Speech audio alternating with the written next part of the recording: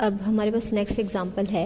यहाँ पे हमें क्या फाइंड आउट करना है, कॉनिक का फोकस फाइंड आउट करना है। ठीक है, तो फोकस के लिए हमारे पास यहाँ पे फॉर्मूला होगा, वो आपको ध्यान रखना पड़ेगा जब भी कॉनिक के लिए आपको फोकस फाइंड आउट करना हो पैराबोला के केस के बाद। मीन्स यहाँ पे हम क्या बात करेंगे, फोकस आपका क्या रहेगा जब आपके पास आ जाएंगी टेंजेंट की इक्वेशन। ठीक है, तो टेंजेंट की इक्वेशन हमारी क्या थी, पहले हम उसको ही राइट कर लेते हैं क्योंकि उसी के बेसिस पे हमारा क्या आएगा, फोकस फॉर्मूला। क्लियर है, तो टेंजेंट की इक्वेशन हमारी क्या होती है, ए x1 hy1 प्लस जी, और ये किसका कोफिशिएंट होता है, हमारा x का। ठीक है, नेक्स्ट होता है आपका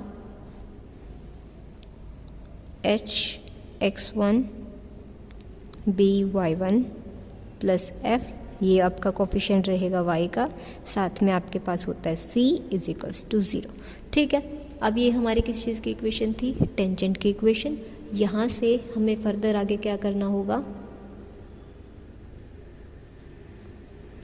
यहाँ पे टेंजेंट की इक्वेशन आ जाएगी तो हमारे पास फॉर्मूला क्या रहेगा, फर्स्टली तो इसके कोफिशिएंट का स्क्वायर होगा यहाँ पे a x1 plus hy1 plus g whole square minus then y के कोफिशिएंट का square hx1 by1 plus f whole square and divided by a minus b। ये हमारा किसके इक्वल रहेगा, x का coefficient ax1 hy1 plus g multiply में y का coefficient hx1 by1 plus f।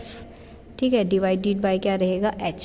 Clear है, टेंजेंट की इक्वेशन लिखेंगे, उसके बाद जो x का कोफिशिएंट होगा उसका स्क्वायर माइनस में y के कोफिशिएंट का square divided by a minus b, and secondly किसके इक्वल होगा, x का कोफिशिएंट मल्टीप्लाई में y का कोफिशिएंट डिवाइडेड बाय h। और ये दोनों टर्म्स किसके इक्वल रहेंगी, हमारे s के। s यहाँ पे किस चीज़ को रिप्रेजेंट कर रहा है, जो हमारी कॉनिक की इक्वेशन रहेगी ना, उस चीज़ को रिप्रेजेंट करेगा। यानी हम इस चीज़ को हम यहाँ के क्या नाम दे रहे हैं, s के साथ रिप्रेजेंट कर रहे हैं। ठीक है, तो इसको रिप्रेजेंट कर देते हैं एक बार। जो s है हमारा किसके इक्वल रह रहा है यहाँ पे, 16x² minus 24xy plus 9y square minus 80x minus 140y plus 100 is equals to 0। ठीक है, जब थर्ड टर्म अब यहाँ ऑलरेडी 0 के इक्वल था, ये थर्ड टर्म को किसी चीज़ को हमें यहाँ इसके इक्वल दिखाना होता है तो यहाँ पे कॉन्ग्रुएंसी का सिंबल आ जाता है। क्लियर है, तो उसके बाद हमें क्या करना है, हमारी जनरल इक्वेशन से इसको कंपेयर करेंगे और हम इन कॉन्स्टेंट्स की वैल्यू निकालेंगे जो हमें फोकस फॉर्मूला में चाहिए। ठीक है, अब यहाँ किन पॉइंट्स के बारे में बात हो रही है, x1 y1, जिन पॉइंट्स को हमें निकालना है, फोकस भी हमारा यही कोई वैल्यू लेगा। ठीक है, फोकस x1 और y1 हमारा पॉइंट है जो हमने लेट कर लिया, इसमें सब्स्टिट्यूट कर दिया, तो यहाँ पे भी करना पड़ेगा। ठीक है, तो s साथ में x1 एंड y1, अब यहाँ पे सब्स्टिट्यूट कर देते हैं इनको, 16x1 square minus 24x1 y1 9y1 square minus 80x1 minus 140y1 plus में क्या हो जाएगा 100, जो किसके इक्वल है, 0 के इक्वल है। ठीक है, अब नेक्स्ट स्टेप हमारी क्या होगी, इसको कंपेयर कर देते हैं। Comparing with general equation. General equation हमारी क्या होती है, ax1 square 2hx1 y1 by1 square plus 2gx1 plus 2fy1 plus c is equals to 0। तो यहाँ से हमारे सारे कॉन्स्टेंट्स की वैल्यू आ जाएगी।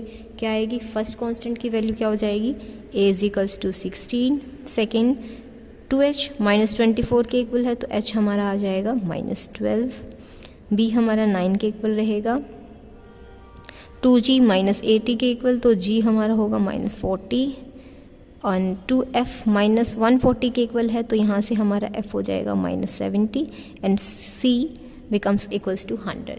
ठीक है, तो अब हमें क्या करना है, इस फॉर्मूले में इन सब चीज़ों को सब्स्टिट्यूट करना है।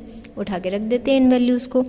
यहाँ क्या चाहिए हमें, firstly a 61x1 plus h क्या था हमारा माइनस 12, तो यहाँ negative sign minus 12 y1, g है हमारा -40 होल स्क्वायर, माइनस में नेक्स्ट क्या है h(x1) -12x1, b है हमारा 9y1, f है -70 whole square divided by 16 -9, because हमारा नीचे क्या था a माइनस बी।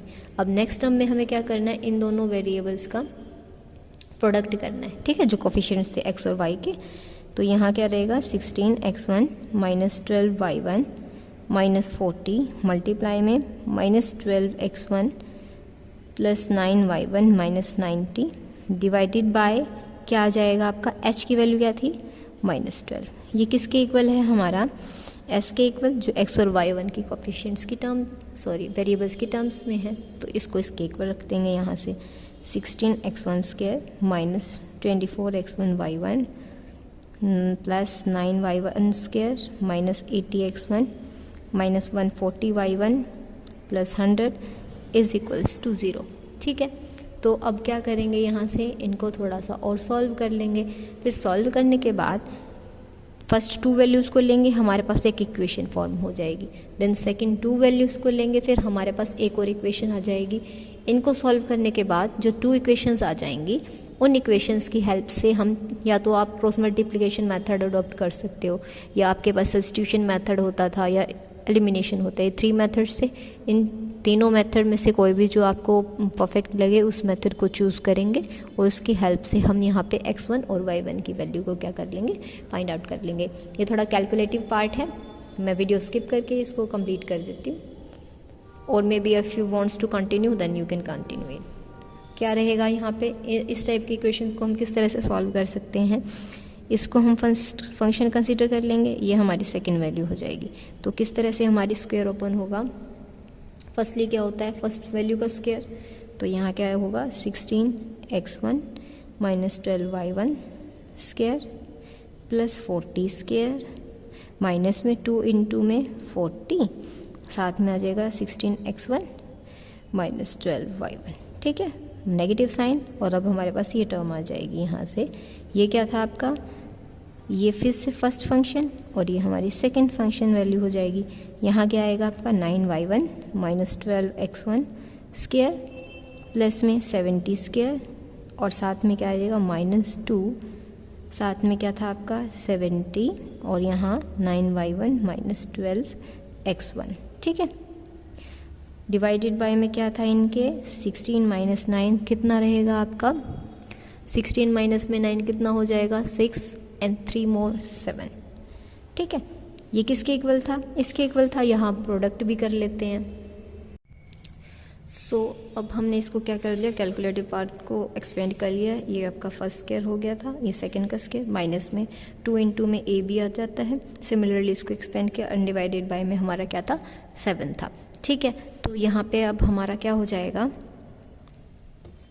नेक्स्ट इसको क्या कर दिया, थोड़ा सा और एक्सपेंड कर दिया, प्रोडक्ट किए हमने। तो फर्स्ट क्या था हमारे पास आ जाएगी अब माइनस में 192x1 square plus 144x1 y1 minus 1120x1 plus 144x1 y1 minus में 108 y1 square plus 480x1 minus 360 y1 plus 2800 plus 840 y1 divided by -12। And ये हमारा किसके इक्वल था, sorry this one is the last second member है ये हमारा, और ये लास्ट टर्म हो जाएगी। ठीक है, लास्ट टर्म जो हमारा s था 16x1 square minus 24x1 y1 plus 9y1 square minus 80x1 minus 140 y1 plus 100। अब जो पीछे स्क्वेयरिंग क्वांटिटीज़ थी उनको हमने एक्सपेंड किया है, वो किस तरह से आई हैं हमारी। फर्स्ट जो ब्रैकेट थी उसको एक्सपेंड करने के बाद हमारा आ रहा है 256x1 square 144 y1 square minus 384x1 y1 plus 1600 minus 1280x1 960 y1 minus में second one bracket this one 81 y1 square plus 144x1 square minus 192x1 y1 plus 4900 minus 126 y1 plus 168x1 and divided by 7। ठीक है, next जो ये second quantity थी इसकी क्या किया हमने, जो x1 y1 स्क्वायर थे तो वो तो सिंगल टर्म्स थी, x1 y1 वाली टर्म थी डबल थी, x1 वाली भी टर्म डबल थी और y1 वाली टर्म भी डबल थी, तो उनको कंबाइन करके हमने बना दिया यहाँ पे 192 x1 square minus 108 y1 square plus 288 x1 y1 minus 640 x1 plus 480 y1 plus 2800। ठीक है, तो अब ये s था हमारा एज इट इज़। अब इस वाली चीज़ को भी हमने क्या कर लिया, थोड़ा सा और क्या कर लिया, सिंप्लीफाई कर लिया। क्या किया, दो हमारे पास x1 की टर्म थी, दो y1 की थी, सिमिलरली सारी टर्म रिपीट हो रही थी, तो उनको कंबाइन करके हमने बना लिया है यहाँ पे 112 x1 square 63 y1 square minus 192 x1 y1 minus 1448 x1 plus 1086 y1 minus 3300 divided by 7, और ये आपकी टर्म्स एज इट इज़ थी। अब हमने क्या किया, इन फर्स्ट टू मेंबर्स को लेते हुए यहाँ से -12 के इससे प्रोडक्ट करने के बाद और 7 की इससे प्रोडक्ट करने के बाद हमारे पास सॉल्व करने के बाद इक्वेशन आ गई है 4x1 minus 3y1 is equals to -2। ठीक है, और फिर इन दोनों मेंबर्स को लेके हमने क्या एक इक्वेशन बना ली है, यहाँ से -12 की इससे प्रोडक्ट होगी, दोनों को कंपेयर करके और फिर इन वेरिएबल्स को सॉल्व करने के बाद हमारे पास इक्वेशन आ गई है 44x1 plus 67y1 is equals to 178। ठीक है, अब इन दोनों इक्वेशंस को आप क्रॉस मल्टीप्लिकेशन, एलिमिनेशन या सब्स्टिट्यूशन मेथड की हेल्प से सॉल्व करेंगे, x1 y1 की वैल्यू निकालेंगे, वहाँ से हमारा क्या आ जाएगा, फोकस आ जाएगा। ठीक है, तो यहाँ पे हमारी क्या करेंगे, यहाँ पे एलिमिनेशन मेथड अप्लाई कर रहे हैं। फर्स्ट इक्वेशन की हम किससे मल्टीप्लाई कर देंगे, यहाँ पे 11 से, तो हमारे पास हो जाएगा 44x1 minus 33y1 is equals to -22। ठीक है, और ये हमारी एज इट इज़ रहेगी। ये बन गई हमारी थर्ड इक्वेशन। अब साइंस चेंज होने होते हैं हमारे एलिमिनेशन मेथड में, ये माइनस, ये प्लस, ये कैंसिल हो जाएगा।